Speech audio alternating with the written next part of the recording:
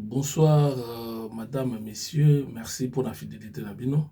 Merci ndenge bozo continuer na kolanda biso na chaîne Nabino ya YouTube Oeza Jobarouk TV Elengi. Na page Nabino ya Facebook Oeza Jobarouk les serviteurs. Merci ndenge bozo continuer na ko partager. Merci ndenge bozo continuer na ko commenter, na ko salaki chaîne Nabino et puis page Nabino et va toujours quoi avancer. Mais tu continues à continuer à partager, pour continuer à s'abonner, pour avoir s'abonner, et vous allez bien, et pour encourager Bissou et l'Axaki Moussa, toujours ça là quand même, il y a des gens au bazar intéressés dans Yango, pour na épée ça d'une manière d'encouragement. Bon, Bissou, tout ça, chaîne, tout page Oyo, et l'Obelaka, les tout. Et puis en plus, c'est cela, tout ça, ni à gauche, ni à droite, tout ça toujours au centre. Tout ça, plus les critiques, il y a qui est toujours critiqué plus les gouvernements. Or, biso critiquer na biso, ils ont critique mon objectif. Ils ont que non, toujours critiquer seulement pour critiquer. Non, toujours payer sa point de vue na biso. Toujours payer sa information, toujours mais qu'à quoi analyser en gros. Donc toujours mais qu'à quoi analyser. Ce qui côté wana autolobie ils ont yango vraiment. Alors à qui des droits qui contacter biso pour ça la précision par rapport à ce que nous on avait dit. Parce que selon biso tous alaka souvent avant de diffuser quelque chose comme information, tout ça la source ou information biso, pesi biso yango, tu analyser d'abord avant que tout publier. Et ça la publication sous tout ça là, tout ça yango en avance. Tu vas critiquer, mais tant que c'est réalisé, tu vas montrer que donc baloba qui déjà yango. Tout ça peut na ba information sur basation à PCBSO avant tout diffuser en gros tout analyser non total vraiment si c'est vrai ou c'est pas vrai. C'est pour cela moni a mon sur côté dans la page ou bien côté na chaîne YouTube au mona que ça image me surtout diffuser ils ont ba information sur stopper ça parce que on voyait que c'était pas vrai et que ils allaient qui vraiment intéressante peut-être par rapport il y a objectif mais tout ça si il y a makambu ya gouvernement présidence de la république ministre consort ceux qui basa na pouvoir basali événement na bango moko intéressant topé saka ceux qui paient ça moins intéressant bon tous les qui ceux qui peuvent être opposition basali donc moko intéressant topé si ceux intéressant on laisse. Mais mingi ezalaka biso tozana vraiment pour la propagande parce que soko tali na Congo mingi batu bazana nous na molimo wana ya jalelo. Or esprit wana ya jalelo yango ndem tesala ke Mobutu akoka ko tonga mboka te a perdre élan parce que na ba année 60 70 Mobutu déjà zalaki non moins fort.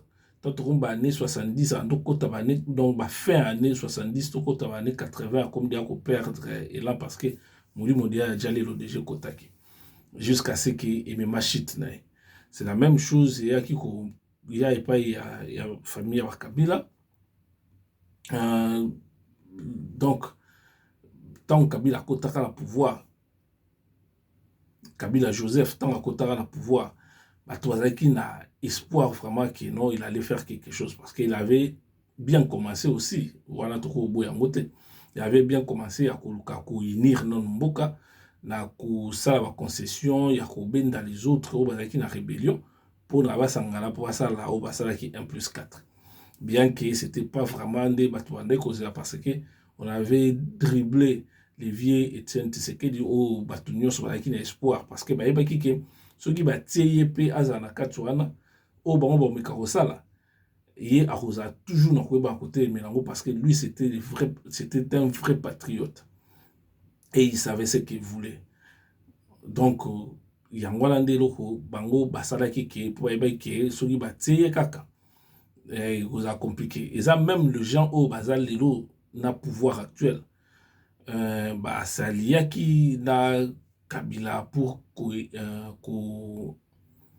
ko éloigner les vieux Étienne pour na ke bango bazaki pe na ambition politique na bango c'est normal parce que c'est la politique la kanengwala mais ce qui vous ça la kaka politique moko pour faire la politique et que politique moko ya ba égoïste il y aura rien de bon. C'est la même chose qui se passe aujourd'hui na ba tête et pas il y a ba gouvernant na biso nyonso kobanda na ba gouverneur oké na ba bourgmestre oké na ba député provinciaux oké na ba députés nationaux oké na ba sénateurs et na présidence de la République c'est la même chose. Les gens qui sont en train de diriger le Congo, ils ne dirigent pas le Congo avec une vision moko ya ke Congo et banako avancer. Non, ils dirigent plus le Congo. D'abord pour que bako malambongo, d'abord pour que bango bako ba riche, bako ba millionnaire, ainsi de suite. Et puis c'est pas mauvais ya koloba ke pouvoir so besoin na pouvoir ko garder yango parce que c'est l'objectif ya politique yango na so besoin na pouvoir et ça pour na bo garder yango le plus longtemps possible mais de manière démocratique parce que lelo toyi kolongo ala biso ata limitation ba mandat ya ba président de la République toyi na biso kolongo lango to même président de la République à cause de manière illimitée. Ce cas où travaille bien. Ils ont m'habité. Mais est-ce que n'a qu'un comportement au biso de ça la politique, na manière où ba politicien na biso ba ka kotambola. Kaka ndenge nini o ba élection na biso ile kaka. Ils ont toujours ba désordre. Ba seni yangwala kaka. Déjà que tout c'est ni à pamba pour nous tiens en place c'est tout un problème bon ba résultat et aux andingeni allez c'est quoi ceux qui tolongoli ba limitation à mandat mais c'est grave makasi ya moi le biso toujours sengate pour le moment tout maintenir dans nos limitations à mandat à président de la République et ça par après peut-être tant que biso tozaka sous-souté tant que démocratie esprit ya démocratie ko kola et pas ya bana na biso na bana na bango na ba descendance na bango ainsi de suite peut-être bango nde ba koyeba siko ko sala ndenge mususu politique ya politique peut-être tant que bango ba ozala mususu bango ba ko linga mboka parce que ba to belé lelo bazala langage ya koloba ke ko linga mboka mais ko linga mboka za kala maloba te ko linga mboka za kala ba acte kolinga mboka ezaka mosala kolinga mboka eza koyeba ko critiquer même ata oza na pouvoir koyeba ko critiquer oyo yo moni eza mabe parce que eza mabe c'est la démocratie bien que c'est une jeune démocratie mais ebandaka ndengwana parce que soko tali bien le bateau presque nyonso babunda pour la démocratie les 13 parlementaires wana nyonso ba Evie Etienne ti na bato misusu presque bango nyonso lelo bakufi ils ont pas bénéficié na démocratie oyo bango babundela ngo presque bango nyonso bakufi eza bato misusu pe babunda pour la démocratie ndeti biso ntango tozalaki na ba années 90 wana tosa ba marche eza na bato misusu bakwea sur le terrain ya ba marche bakufa eza misusu ba comment ba malheureux ba misusu ba perda les tours ba za misusu na ba moyen te parce que na yebi bato ebele o ba perda ba richesse o bazalaki nango to bandenge wana po bazalaki na ba parents moko bazalaki quand même na ba position moko ya bien mais ba perda nyonso wana parce que Mobutu abotolaka bango nyonso parce qu'il soutenait l'IDPS à l'époque et que Mobutu asalaki ki a cassé bango abenda akanga bango abotola bomba bloc ebele bakoya par terre mais les lots avec le pouvoir au IDPS azo jouir nango azo jouer na pouvoir moko oyo bato babundela yango bango bazo jouer na yango te mais bato misusu baye sima nde bao jouer na yango mais tandis que bato babunda po na yango nayebi ke bato bele baza avec des pèses lelo baza ba poste important babunda te ndeti kutu babiso boye nde tobundaka na bapériode wana bien ke nga na tika oza membre de peste mais je soutenais idée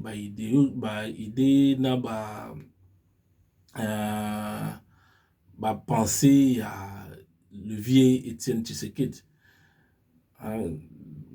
Habite que je suis un tshisekediste, mais d'abord quoi appuyer ma pensée parce que moi je croyais à la démocratie, j'aime la démocratie, j'aime les libertés.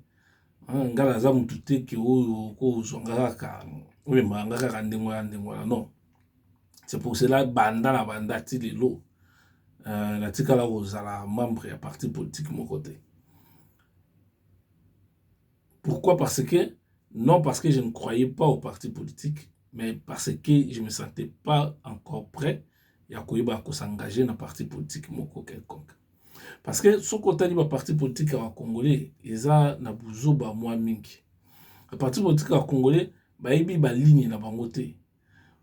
Soko ke na union sacrée. Au moins na kata union sacrée, toza na ba o ba bingi ba républicain, toza na ba centriste, toza na ba socialiste. Bango nyonso basangani sika moko.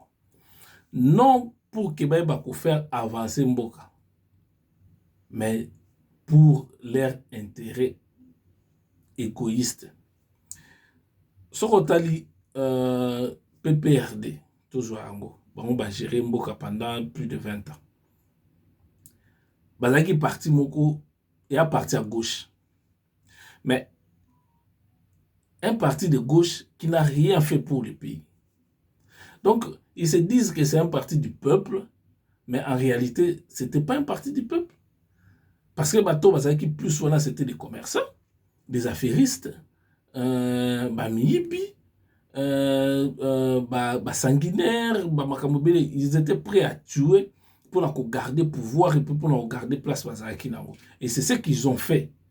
Ils ont tué, ils ont fait de tout et de n'importe quoi pour maintenir le pouvoir. C'était ça. Mais il est PSP, ils ont parti à gauche. Social-démocratie. Bango pe ndenge moko bazana. Mais il dépasse les lois à la pouvoir. Ba parti à gauche, jamais bayaka wana pona ko étouffer les pauvres ou pona ko étouffer la population. Non. La parti à gauche soit à côté de la pouvoir ba tsaka ba taxe non pona la population pauvre. Ba tsaka ba taxe pour les populations riches. Parce que selon le parti à Barakeno, il faudrait que les riches soient moins mingi. Il faudrait que l'équilibre soit bateau azo gagner mingi. Là, il va peine à couper sa mingi. Il va partager la richesse avec les autres. C'est ça l'objectif. Il y a mingi mingi, il y a parti à gauche. Mais ce qui n'est pas le cas na IDPS. Parce que bango bazo diriger. Parce que la tête à pays eza mutazana za membre IDPS yango nazo babongo parce que ce sont idées il y a président de la République ndemtu ezali mise en œuvre par le gouvernement où eza ya Samuel Konde sikoyo lorsque bozozwa eloko ndeti ram bo imposer yango la population eza taxe wana est-ce que eza pour que population a gagné ou pour que population perde. Et vous voyez bien que eza taxe moko ou population zolela chaque jour population zolela et puis ça vous remarquez au moins que non bato bazo nga so kotia vraiment ba crédité parce qu'ils ont peur que babenda bango crédit na bango. Déjà tant ba sombaka crédit tant mutazo somba crédit na ye azofuta déjà ba taxe mususu za kati ba crédit wala ayibino bobo tse sous taxe moko bote taxe moko imaginaire ou bengi ram et puis zo lobela bino loko moko te vous le défendez eza vraiment taxe moko injuste et vraiment eza koyiba peuple eza vraiment koyiba peuple Parce que les Akolinga peuple, peut-être ceux qui m'ont peuple, à faire souffrir, déjà la vie est très dure na RDC. La vie est très dure. Tu vas souffrir vraiment. Mais je vais le côté boyer, le côté bosso, au y a bien côté taxe sur la télécommunication. Et ça a bien été. Mais c'est quoi le comme c'est quoi? Et ça que la population en question, Fandi na bango, ils ne bougent pas comme des agneaux. Soit ils même bon à gauche, qui na gauche, même bon à droite. Ah, tout ça, boni, ils ont beaucoup, ils ont grave, tout ça, boni, beaucoup. Non. C'est pour ça qu'on a toujours que les Congolais va trop la monter. Parce que la démocratie, c'est le peuple qui dirige, c'est le peuple qui dicte sa loi.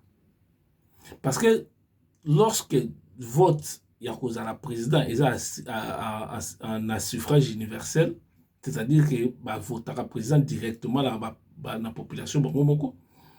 Ce qui veut dire que la population a payé un mandat. Même si on a mais quand pour autant de désordre, il faut organiser. Depuis des siècles, parce que ceux qui ont désordre, il n'y aura rien. Déjà, dans la 4 de la famille, il y a toujours déjà Moutoumoko Azande, Tiyenda Za, Liboso, parce que c'est comme ça.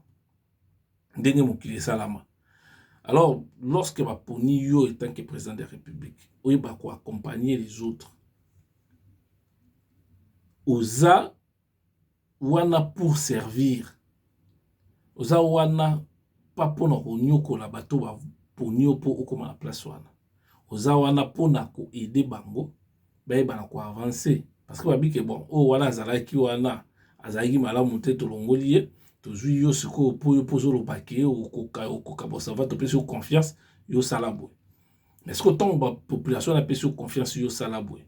Mais pourquoi est-ce que bino tant boyé au lieu de ça la population zo s'attendre nango mais nous comme ça la oyo ils ont se payer sabino parce que la plupart ba te belé au baza na dini na union sacrée, même le député au baza lelo na union sacrée ba outil pour la plupart na FCC, ce qui veut dire FCC azalaki na programme na bango par rapport ya programme au bango bazalaki na yango. Yango wana nde basanganaki na baalie na bango nyonso wana basali mouvement na bango babengi FCC. Bandoko tambola selon programme na bango. Programme na bango ezalaki ke non to gagner l'élection présidentielle, to gagner peu l'élection ya parlement et puis ti na ba côté mosusu wana. Bien que biso nyonso toyebi ndenge ni élection ya Congo eleka, résultat bon déjà comme résultat oyo indimama qui na cour suprême, donc les sociétés de zongela yango parce que déjà il est cas comme cour suprême appelle ça légalité, donc il faut qu'on dise voilà, c'est pour ça na benga na ozosenga na bato ba na opposition sengaka toujours la vérité des urnes. Comme déjà Cour suprême en dit, il faut qu'on dise voilà. C'est la même chose lorsque ceux qui coup d'état salami dans un pays, légitimité ça l'a raté. Légitimité comme un ceux qui mouto aza chef ou à prétendre comme président de la place ou après coup d'état a prêté serment selon devant la Cour suprême, il y a justice, ou devant la Cour constitutionnelle, ça dépend. Déjà, on va investir, donc ce qui veut dire que a commis Balamoko légitime, même devant, il y a pas pays moussous. Donc c'est comme ça.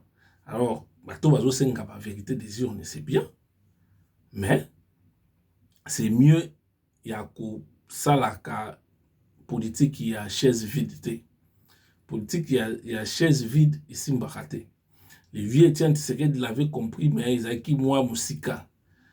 Ngai jamais n'a tika là pour appuyer politique qui a chaise vide. politique et bundamaka na ba idée et bundamaka na ba combat sur le terrain, c'est-à-dire ba contestation na kati ya parlement soki ezabongo et ba contestation peut sur le terrain au cas où bomoni que vous vous sentez lésé par rapport à kamo bobo tsa pression na gouvernement eza loi mibeko ya mboka eza ko autoriser bato ba ko marcher de manière pacifique. Loi constitution RDC ezoloba te que il faut osenga autorisation na ba autorité ya ville ou bien ya mboka pour na ko marcher. Non. Constitution RDC ezoloba pour na ko marcher beaucoup informer kaka. Babi informer. Babi te que ko senga nzela, babi informer. Donc vous pouvez informer, vous pouvez tout que non biso to ko marcher tel jour. Tokolongwa bo pesina itinéraire na bino nyonso tokolongwa partir à place boye po tokomati place boye place wana place za point de chute na biso po tokabwana exacte que beaucoup senga autorisation non ba senga autorisation te ba informara kaka mais c'est quoi na Congo depuis époque Kabila bazalaka toujours kaka na bastis moko bazalaka ana soki bato ba informer parce que non marche na bino moi autorisation exacte parce que moi autorisation parce que non ba sengi bino autorisation te ba informer bino kaka ke biso to ça marche. Donc c'est-à-dire que bino pouvoir en place de gouvernement ou bien gouvernorat besoin ba disposition bino pour sécuriser bato ba ko marcher, c'est tout. Exacte que non bino faut voir marche mabe a marche ezalaka soki ba kasser bazali, c'est-à-dire bato ba koti na kati ya cortège bandi ba pour la kopanza ba wana police a rosa musala na ye na koyeba na ko tsa bato wana hors d'état de nuire ya kopanza bango ba kanga bango bakangi bango parce que ba ye wana pour ko détruire. Mais tandis que ceux qui marchent, ils marchent mon pacifique. Bah, informer bino. Pourquoi est-ce que bino bokolobaki non moi être autorisé bino ezate? Et dans le sens c'était il faut pas que le midi à 14h ndé balobaka bato balobaka français balobaka ou bien midi à 20h ou bien midi à 21h, ça dépend de ni yoko ko utiliser expression. Le fait que bato basengi autorisation na marche autoriser bango ba senga autorisation te ba informer bino parce que ba exact il faut bino bo exact na pour autoriser bango ou pas non ba informer bino c'est-à-dire ceux qui bino moni qu'il y a un danger bo ko négocier na bango bo ko so ngo que non marche na bino c'est bien mais eza situation mongeza boye situation mongeza boye soki boko ko sala yango boye boko ko sala yango boye ezali kambo négocier. Soki bomoni ke baboyi bo accompagner bango c'est la démocratie. Bo accompagner bango c'est tout et kende lango ezala ngo gravité. Ya lango gravité parce que soki ndeti boboyi ke bato ba marcher et ben da trouble. Na place eloko ngo ben da lango trouble te. Là msu banga ba marcher lango de manière pacifique. Ba kei na bango place na bango ba kabwa ba pesi discours na bango ba panga ba zongi. Mais ceux qui ont dit que on a ça maté pour la police, pour la militaire, pour les moyens possibles pour la disperser bango ou bien pour la bêta bango ou bien bêta massas. Au moins qu'il y aura des morts, il y aura des blessés, il y aura des arrestations, il y aura des destructions. Au moins nous sommes ils ont mis ma pays ils ont quitté sa pays, ils ont maté sa tête. Donc c'est pour cela ngala reconseiller un bateau bazar na pouvoir. Oui, il y a coronavirus, mais bonjour le coronavirus, il n'y a rien où il s'en a marqué à Congo pour sensibiliser bateau pour se protéger contre le coronavirus. Il n'y a rien d'ailleurs. Il y a l'autre mon côté. Hein? Bah vaccin coûte. Bateau bazar qui par côté parce que sensibilisation à vaccin, ils ont vraiment été bah masque. Pour se protéger, bato baza kalamote na babisi bato baza entassé na bazando bato bazo kanga bande balingi na banzela, na bar, na ba terrasse, donc bato baza na bango ba otambola bango normal comme si de rien n'était. Alors pourquoi est-ce qu'il faut que soit hypothèse ya ko boya marche pour la contamination massive ya bato. Or contamination massive ya bato ça marche chaque jour. Wana eza raison te. Wana eza raison te. C'est la même chose. Certes, il y a état de siège na Ituri, na Nord Kivu. Mais population a mesana déjà bien que liberté moko isa ya lokuta ezaka ya kombo mais ba mesana déjà na moi liberté wana ya lokuta na ba mesana nango. Par contre, est-ce que préférer bazala libre que bazala bakangama. Donc, bien que restriction y a pas droit, ils en a pas place où on a état de siège, mais vous avez au moins na moi pédagogie, il y a quoi bah ça ma kamusus. Rigueur ils a ma casse pour la bateau bazo marché, parce que c'est ça. Bah lorsque bateau va monique et l'eau bino pour ça là, ils ont un résultat ou bien résultat dans nos mitigé. Ou bien bazo mona bozo ça na bino l'autre côté na habité que zande ngwana na lobby ndenge peut-être ba tumsuso ba kokomona ndengwana.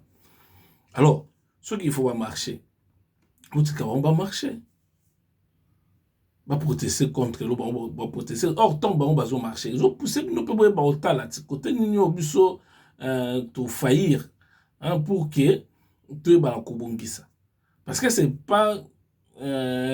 pas les lots to lobby nde ba kimia kokota directement na Ituri na Nord Kivu. Eza musala moko ya mulai parce que le mal est bien enraciné na kati ya ya ba parti wana ya mboka parce que il y a ba enjeu o eza côté kuna eza ba enjeu moko ya minene. Ba entreprise belé ya exploitation ya ba minerai oyo lelo ils ont vraiment recherché partout dans le monde. Donc c'est-à-dire que batouana o bazana baza vraiment bien armé. Bazo swa minduki et puis bazo ko sala o bazo sala pour que et déstabiliser le gouvernement la place wana comme ça les pays ezala dirigé na parti kuna pour que bango ba continue toujours comme ça ba business na bango nde bazo ça et puis ba business wana na est wana eza alimenté na ba politiciens belé na Congo surtout bato bazaki na époque Kabila ti lelo baza na ba mémise na ba côté ba mémise na kati ya ba secteur wana ya ba minéraux minéraux nyonso eza na parti wana et puis eza na ba pays limitrophes pe bazo ko alimenter ba situation wana pour que bango ba toujours na ko exploiter aussi de manière illégale par richesse ya RDC. Donc eza situation mo eza très complexe. Eza très complexe et ko kende na lelo te et aussi la lelo to lobité qui ne malembe. Et qui malembe parce que déjà armée eza na nous infiltré et puis corruption eza na makasi na RDC qui moyibi eza na nous ya ko sakanate parce que ndenge qui moyibi eza enraciné na kati ya ba congolais.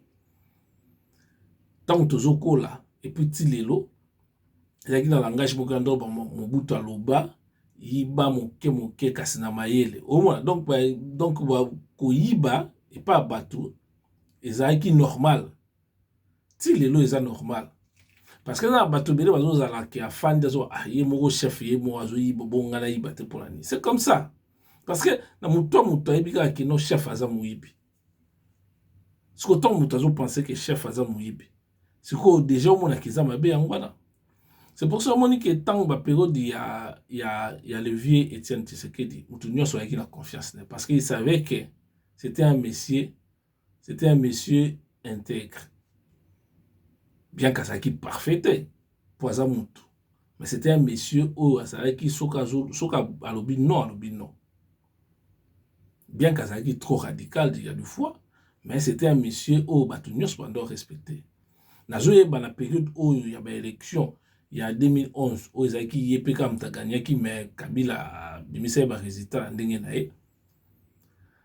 Batu oyo bazalaki, il y a eu des bateaux, même les étrangers au bazalaki na Congo, au bazalaki de na Congo, bafungola ba champagne parce qu'ils avaient peur que le vieux Tshisekedi puisse remporter les élections.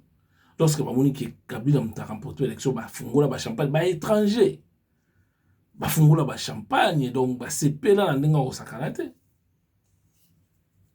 Parce qu'ils savaient que le monsieur soka ya ki ba business na bango ngoko beba. Et que ba business wana ti lelo ezali. Ti lelo ba tebele bazo sala ba business na bango wana, nan ba démanteler ngo te. Avoir seulement ba image moko toyebaki na ko côté la binope na page Facebook puis na YouTube où il y a Albert Yuma Zoloba sur une entreprise chinoise où ba komi sa partie wana au mboka na bango baza kutata na permis à exploitation te, mais comment ça fait-il dans un pays comme le Congo où le service secret zali, il y a le monde dans le service secret, il y a ANER boy zalate ko servir le président de la République ou bien ko servir la nation, bo servir le président de la République te, mais bo servir la nation congolaise, parce que le président de la République c'est une personne à longwaka rokendaka, mais la nation congolaise est tikala kaka la nation congolaise. Bo servir la nation. Bo za wana te pona ke ono o wana fingi président, o wana kuna salibu, o wana kuna salibu. Non, wana za politique Mobutu azaki nango, politique Kabila azaki nango, bota la côté suka et même pays côté ni. Bota kaka ba image otomoni ya ba John Numbi, un militaire o yazana ba munition o nyonso azaki nango na katanda kuna. Ba munition nyonso yazaki nango na katanda kuna. Siko boye bisangai ke ndenge ni na azwaka ba munition nyonso wana ba arsenal nyonso militaire o azaki nango pana yewa ndenge ni na zwaki. Est-ce que vous êtes sûr que ba arsenal wana ndenge aza nango wana Kabila na bato nyonso bazaki na ba no travail na ba yeba kite ke non yaza ba matériel ndenge wana pana ayebaki. Et puis, ce qu'on t'a dit bien là, c'est que yeso kazana, ce qui veut dire que mais sous peut va travailler qui na Kabila, oh baza petit de l'eau na kata armée, na bango peut baza na ango. Baza banda kum sous bo éviter que ce que ça ayo beza été zappé kaka na ba cité wana, eza kutu na ville te na Gombe te ou bien na ba quartier résidentiel te, mais za kaka na ba banlieue ya Kinshasa wana, ba se place au monde ngo ya monda ko kitoko batu ba pimara wana. Bento kande pe etondi ba Arsenal kuna na kati kuna, parce que ces gens ils se sont préparés na ba éventualité nyonso. Lorsque ba mona ki komi ko yinde la bango ba koma dire ko se préparer que soki yindi to bebanika na kati Kinshasa ndetika na système à Brazande ba ndo réseau na mitu na bango ti lelo baza la même mentalité na mitu na bango. Ils sont là, bazar, pour se préparer, parce que sur le et pas à Kabila Kuna. Certes, beaucoup de monde a armes, ou ils ont armée à Congo, armée nationale congolaise, ba phare de ces bazar en côté. Certes, quand la carte sa place n'a pas la Angola, kuna, ou batunios pa ebina kingakat. Sans compter, ba onions les alliés na côté ya balubumbashi kuna et consort. Nyonso wana ayebi ba place nyonso wana. Azana ba elima combien o yazaka na bango kuna. O nyonso la plupart bato bazalaka na ye na nini na garde présidentielle mingi bakenda pembeni na ekuna. Na ba o nyonso ya recrutaka déjà bombaka bango bato ba yebaka te bazali. Azana ba milice na ye baze belé ya kosakana te. Donc, avec Kabila, Congo est fandi sur mine. Ce mine était fandi sur un volcan.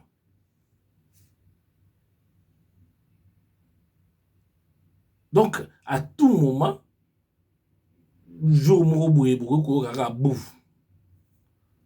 pourquoi? Parce que le monsieur, c'est accaparé na mbongo ya kosakana te. Et pas en plus c'est cela à zana ba armement o azana ngo na kati ba place nyonso ya zawana o biso nyonso tozo ignorer. Wana ndeza musala ya bato ba service secret, ba service secret nyonso. Boko ki koyeba soki puissance de feu na ye eza ndenge nini. Et puis na koyeba wana bo yebaka na ko bwakelaka bato bo bwakelaka biso ta mo ba image ba biloko mo ndenge wana po to bibiaka ngo to bwaka ngo na nini po yeba ke bato ba yeba kozala déjà méfiant ba yeba mutu wana soki aza ndenge nini. Parce que omona ki na kati ya ndako mutu prison eza na kati au côté ya John Numbi ya Olobi prison eza na kati ya de photo ya ba mort na kati kuna ba congélateur a minene ba morgue soki ndenge nini ba biloko nyonso wana ba dossier ya tribunal ezaki kuna na kati. Parce que le monsieur avant que akoma ba chef ya police azalaki na unité moko bo bandai ko diriger wana unité ana bandai ko kanga bato bandai ko limwa fort. Moi j'ai failli être arrêté na époque wana na bato na wana, heureusement que j'ai échappé belle. Ba jeep moko ndota mo ba Land Rover moko ya pembe bandota mbola na ye moko na bato na wana kati wana.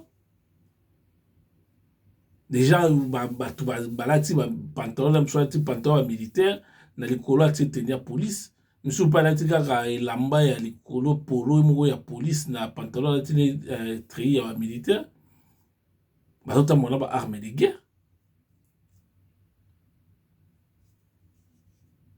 Donc Congo ils ont un problème ebélé. Ils ont un problème ebélé soki to salike batembo kana et ya to ya ko perdre ngo jour mususu pamba. Donc le problème ya Congo ils ont na pe Kabila a pe problème na Congo. Faut le ko résoudre la situation là.